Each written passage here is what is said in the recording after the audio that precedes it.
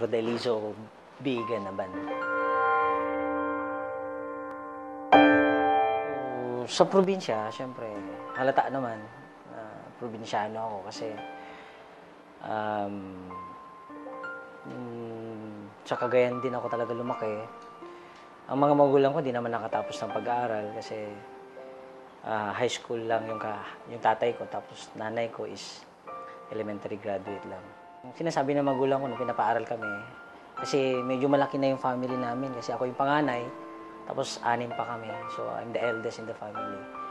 Pinapaaral ako, malilit pa yung mga kapatid ko. Sabi sa akin ng mga magulang ko, anak, mag-aral ka mabuti para pagkatapos mo, ikaw yung pag-asa namin.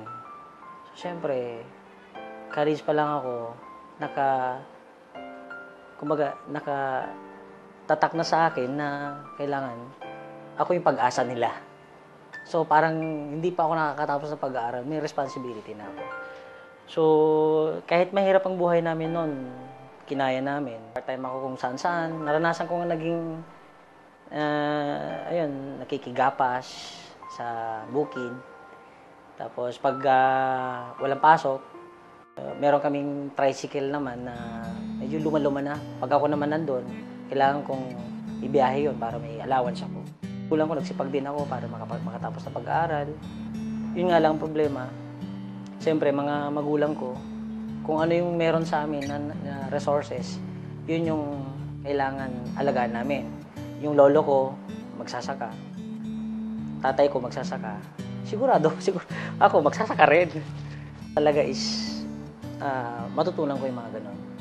And hindi ko po kinakaya, even though graduate po ako ng engineering, kahit engineering po ako, pag wala akong trabaho, talagang tinutulungan ko nanay ko mamimitas ng mais, nagtatanim ng mais, na namamakyaw ng pakwan.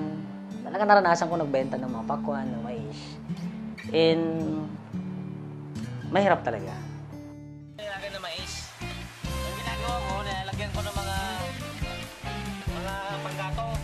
Tapos, lalagayin namin yan ng mga 45 minutes.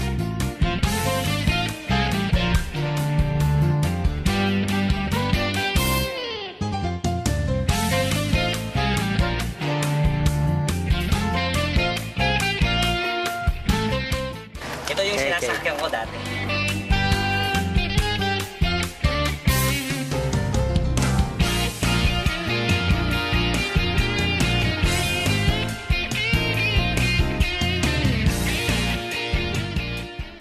And I realized, dumating sa point na realize ko for 2 years, oo nga, ba't ko tinutuloy yung dating ginagawa ng magulang ko?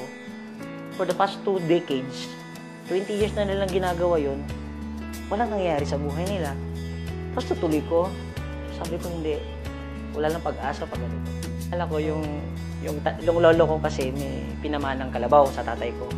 Sigurado ipapamana sa akin yung kalabaw. Wala akong magawa. Sabi ko, yung kalabaw na lang kaya ibenta ko. So, halos lahat ng mga alam kong pwedeng ibenta, ibinenta namin para makapag-start kami sa AIM Global. Naalala ko, sabi ko, dahil sa 7989 hindi ako nag-join. Ngayon, dahil sa 790, kailangan mag-join ako. Instead na mamasaya ko sa bus para makapunta ng Ortigas kasi galing ako to Cubao, nakikistay ako ng Cubao before sa uncle ko. Hindi ako nagre-rent, nakikistay. Wala akong pambayad. Akong pera eh. Di ba? So, ang ginagawa ko, kailangan muna maglakad ako from Cubao to Ortigas. Malapit naman yun. Medyo sanay naman tayo, di ba? Hindi ko mapigilan eh. Pero alam mo bakit napayak ako? Napipray ako eh. Lord, kung ito yung opportunity na pwede makapagbago ng buhay namin, gawin mo to. Bigyan mo ako ng pagkakataon na gawin ko to. And alam mo yun, hindi ko makalimutan. Hindi ko makalimutan na ganun pala, pag hirap na hirap ka, wala kang matatakbuhan, siya na lang natatakbuhan mo eh. And ito nga, nung nag-pray ako lang ganun, hindi ko na mapigilan yung sarili ko na payak talaga ako. And alam nyo, sunod-sunod na yung blessings eh. Halos lahat ng mga sinusuot ko ngayon, galing sa AIM Global, yung apartment namin sa Tugigaraw, galing sa AIM Global, yung nakabili na rin yung kapatid ko ng Dati kasi, nung una, before ako nakabili ng sasakyan, dalawang motor. So, magkasunod yun, nabili namin yung motor na yon. And right now, nag-stay na ako sa townhouse. May townhouse dito sa Mekamuning. Doon ako tumutuloy ngayon. Naniniwala ako may mangyari sa akin. So, nagtuloy-tuloy ako in just 8 months time. Nakabila ako ng brand new na sasakyan. Dati ho, nakasakay lang ako kalabaw. Kung dati kalabaw ang sinasakyan ko, ito na yung first car ko. Is yung namimigay kami sa mga bata, napapakain kami sa bata, tapos nagpa-parlor.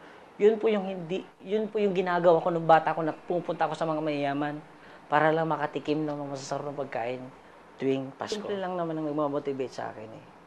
Yung family namin. Kasi ayaw ko nang balikan yung dati naming naranasan. Yung point na halos hindi ka na makakain, na yung mga tao na lalapitan mo, akala nila, talagang tatakbuhan ka nila. Bakit? Akala nila utangan mo sila. Pag wala ka palang talagang pera, iniwanan ka. Eh, ayaw ko na maranasan yun. Kaya inalagaan ko po ng buong puso ko, buong buhay ko, yung binigay sa aking opportunity ng AIM Global. Taos puso ako nagpapasalamat sa management ng AIM Global, lalong-lalo na, siyempre, kay Doc Ed, kay Sir Francis, kay Sir John Aspirin. Kung wala sila, ako hindi lalaki ng ganito, sobrang laki ng AIM Global. Kung wala kayo, wala akong sakit